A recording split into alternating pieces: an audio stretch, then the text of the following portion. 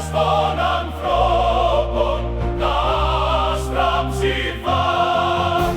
Εμπρός λοιπόν με χάρη και ρυθμό στου σύμπαντος την άβυσσο, φωτίστε τον αιώνιο ουρανό. Ηγέτιδας τους κόσμους η ανθρώπινη πνοή, ως χάρη ελληνικό ελπίδα στέμα.